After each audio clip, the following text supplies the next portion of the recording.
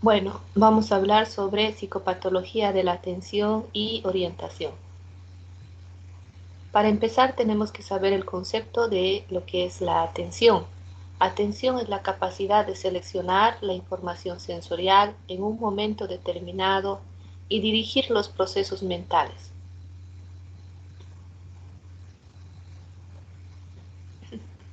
Entonces, atención es enfocar el interés. Cuando uno enfoca un interés, toma atención.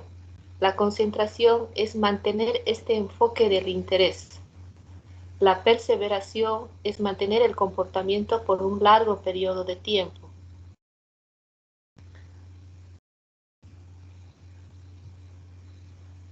Tenacidad de la atención. A veces la atención va a poder fatigarse a medida que pasa el día, ¿sí? La tenacidad de la atención es la capacidad de mantener fija la atención en un objeto durante un periodo de tiempo largo, resistiendo a la fatiga. ¿Qué es lo que fatiga la atención? Las noches, ¿no? Las noches. Nuestro cerebro está programado con el ciclo circadiano para que duerma en la noche, es decir, cuando hay oscuridad funciona el sistema del sistema nervioso central, una glándula que se llama la glándula pineal y donde secreta la melatonina para que nosotros podamos descansar, ¿no? Entonces en las noches la atención va a disminuir, es más fatigable. La persistencia del mismo estímulo, ¿no? Si nos enfocamos en una sola cosa, igual la atención se va a fatigar.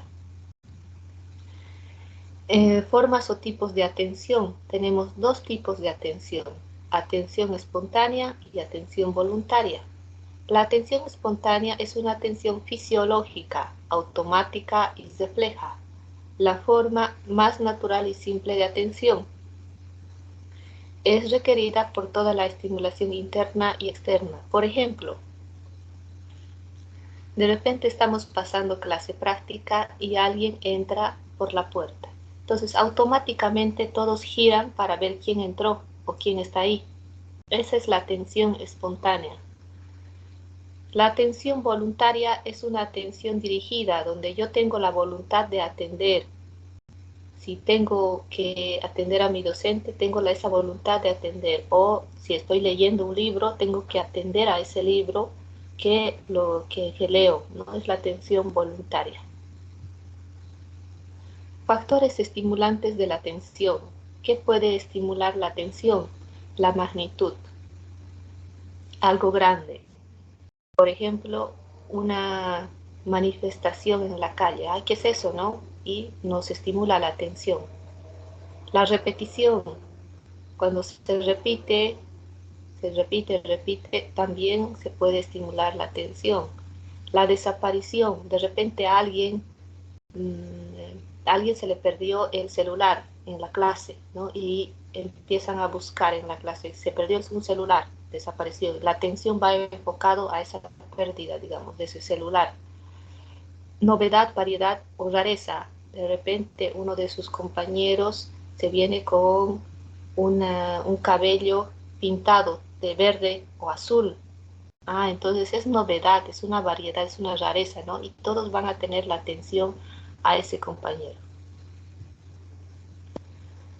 Psicopatología, ahora sí empezamos con la psicopatología, las alteraciones de la atención. Entonces vamos a ver muchos términos en psicopatología y tienen que aprendérselos. ¿Cómo vamos a aprender? Mediante los términos. Por ejemplo, A significa sin, prosexia, atención. Cuando decimos aprosexia, entonces son estados en las cuales no hay atención. Cero.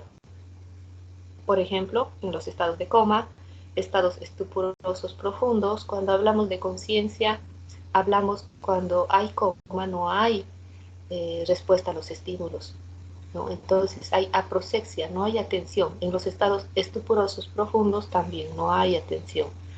Pseudo aprosexia, pseudo significa falso, aprosexia sin atención. Entonces es una falsa falta de atención. Déficit aparente de la atención que se produce al estar al estar o estar concentrado o focalizado en otro aspecto diferente al que debería constituir el foco de atención. ¿Qué quiere decir esto? Que, por ejemplo, un simulador, ¿no? En la simulación pasa, cuando un paciente o una persona está simulando que está atendiendo algo, pero sin embargo está atendiendo otra cosa, ¿no? Esa es una pseudoaprosexia, también llamado síndrome de Ganser. Es una falsa atención. Hipoprosexia, cuando decimos hipo, es una disminución de la atención, ¿no? Es una disminución de la capacidad atentiva. También está la distraibilidad. Puede ser orgánico, puede ser psiquiátrico, la distraibilidad. Orgánico en los estados crepusculares, ya vimos, después de un estado de convulsión, en una epilepsia, van a haber estados crepusculares, donde puede haber distraibilidad. Intoxicantes. En lo psiquiátrico tenemos trastornos de déficit de atención, maníacos.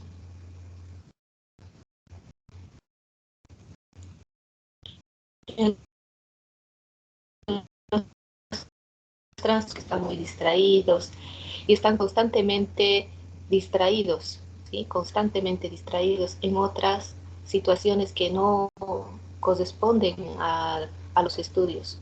También hay esos casos, estados maníacos en el trastorno bipolar, la fase depresiva, la fase maníaca. En la fase maníaca puede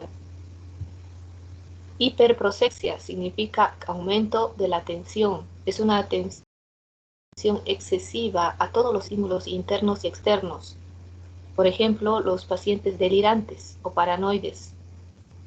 Estos pacientes van a tener un pensamiento en el cual van a estar siempre atentos a lo que vaya a pasar a su alrededor y están desconfiados, ¿no? Desconfiados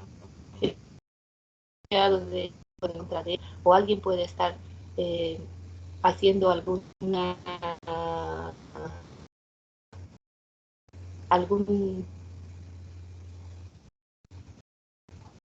o pruebas que corroboren a sus afirmaciones delirantes.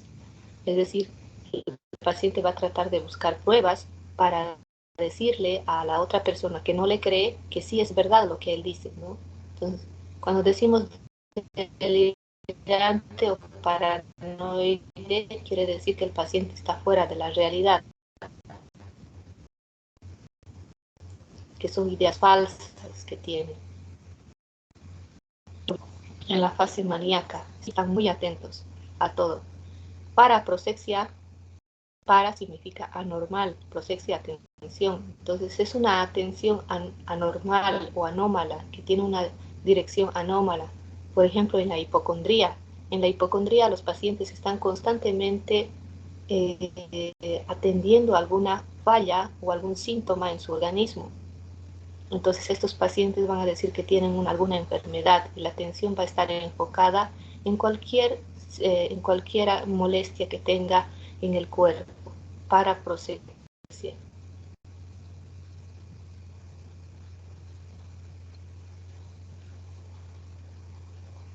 Indiferencia de la atención.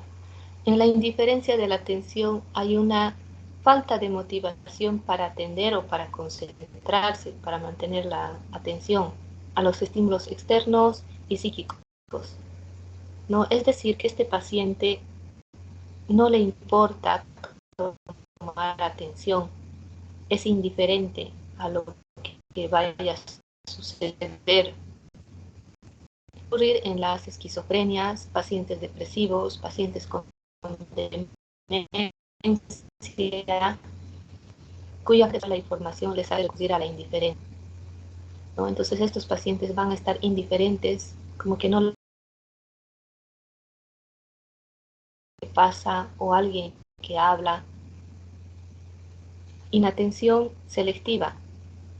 Solo se bloquea las circunstancias desagradables, es decir, si mi paciente no quiere atender a algo desagradable, no va a atenderlo. Inatención selectiva se llama eso. Bien, hasta aquí preguntas.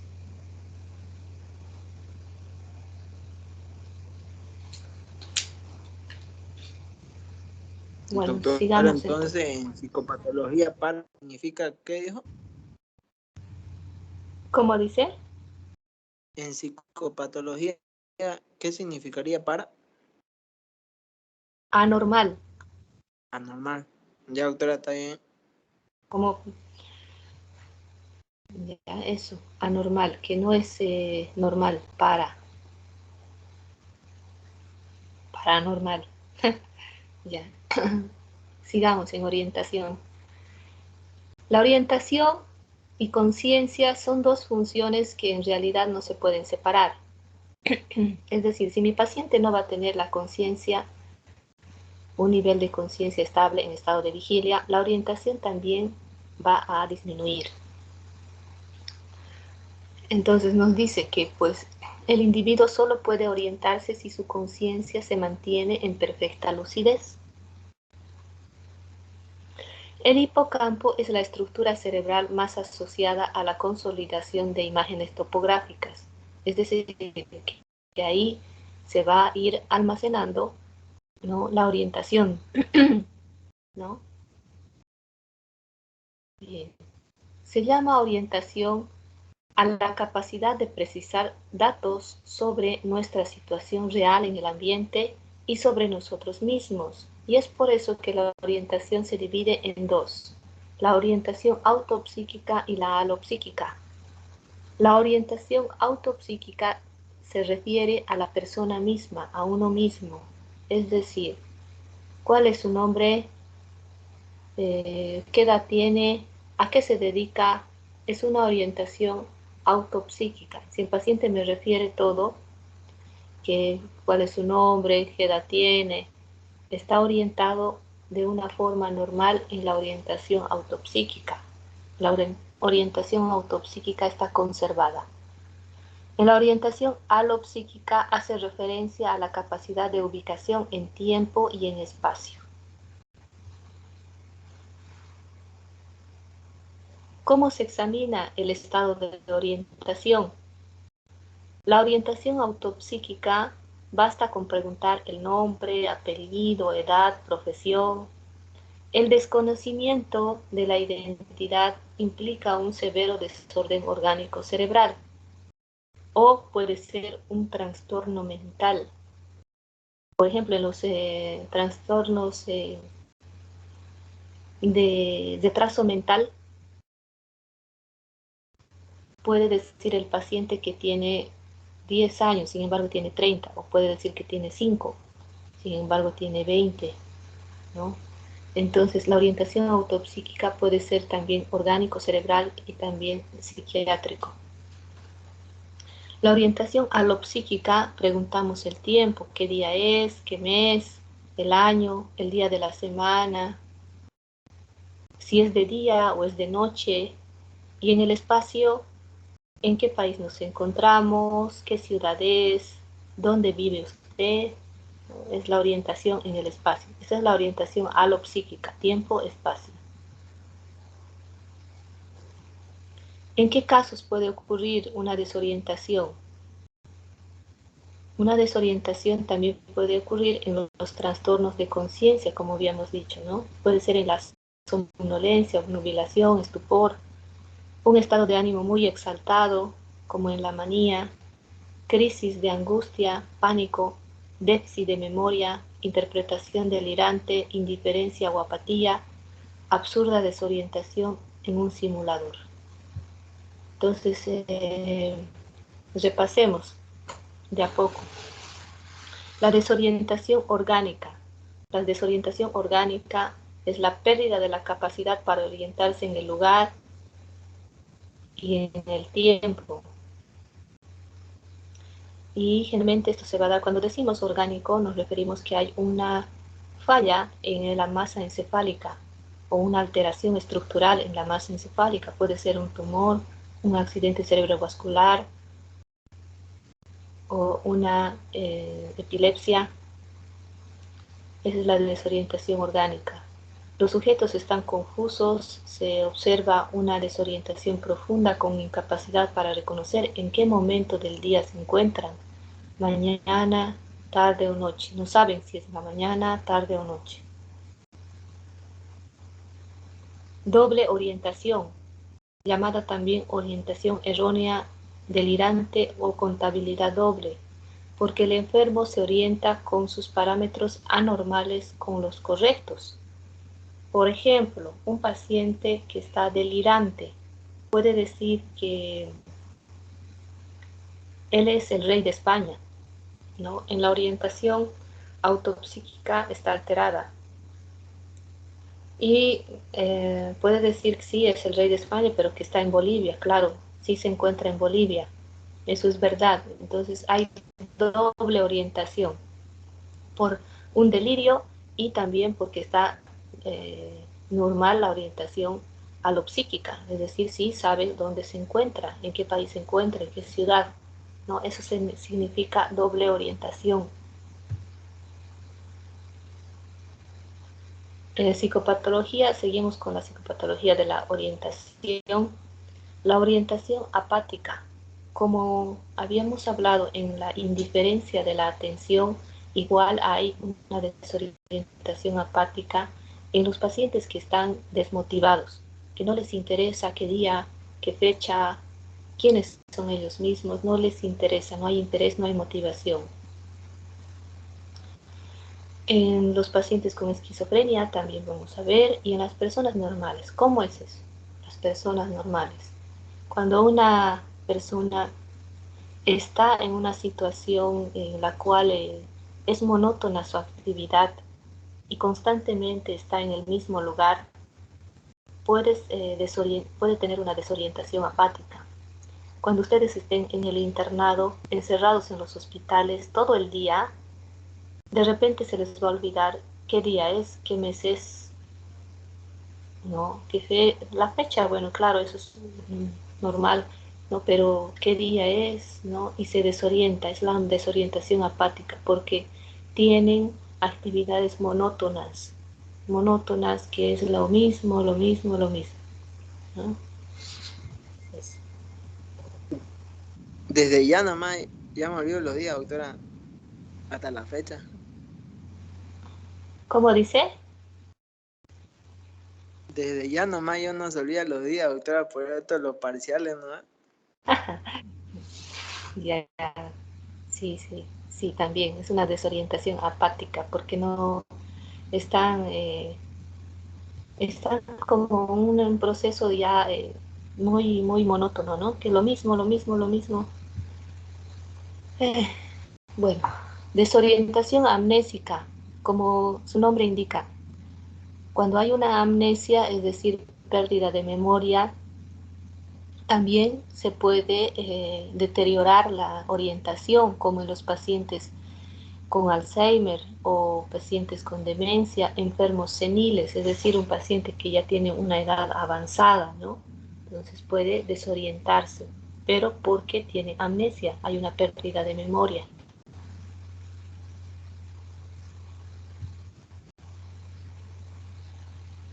Y bueno, tenemos la desorientación alucinatoria y la desorientación delirante. La desorientación alucinatoria, el paciente va a estar desorientado por una alucinación.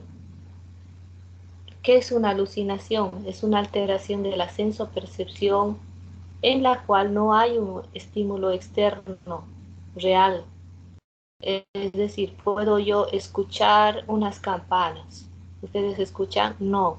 Entonces puedo tener una alucinación auditiva.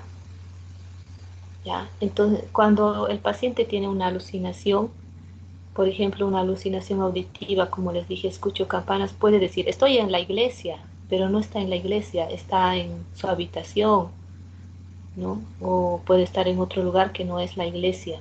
Entonces hay una desorientación alucinatoria, es por la alucinación que tiene el paciente. Y la desorientación delirante es por un pensamiento erróneo, un pensamiento falso que tiene esta persona o este paciente.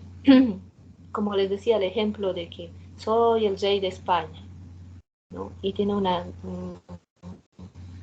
una idea delirante de que él es el rey de España. Entonces hay una desorientación delirante.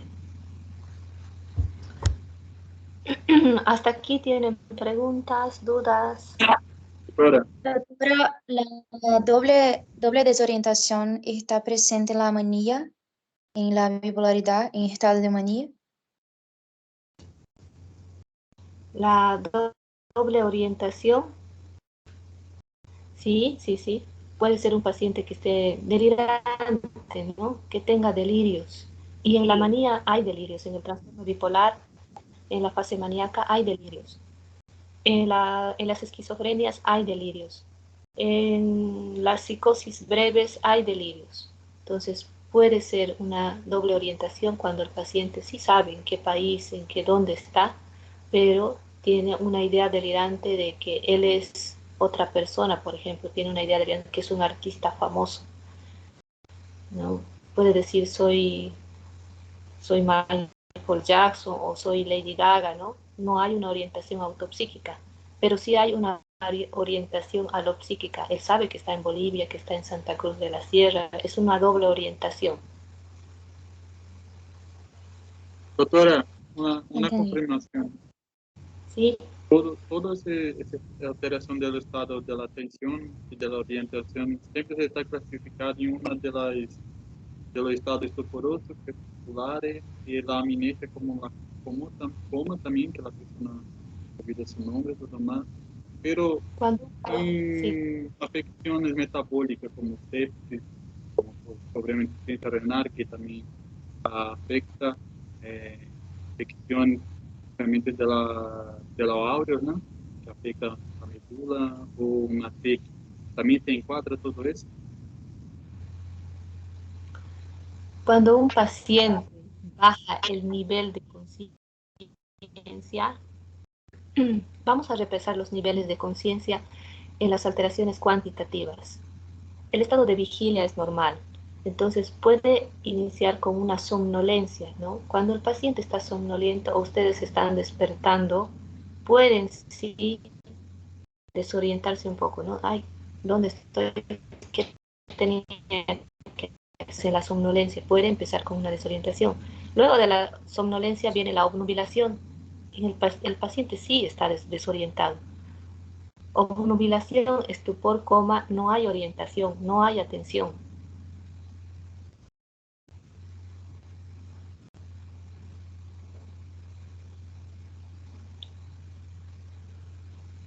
¿Alguna otra pregunta?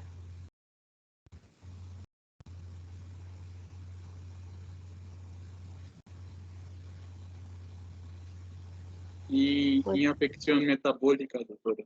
O, depende, solo el si ese paciente tiene una afección metabólica, por ejemplo, una hiperglicemia o una hipoglicemia y su estado de conciencia ha disminuido hasta la obnubilación, ese paciente va a estar desorientado y va a estar sin atención.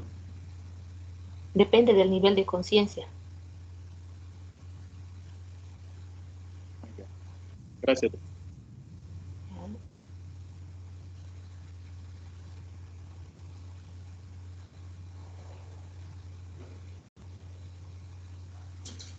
¿Qué más? Nada más, vamos a dejar de grabar.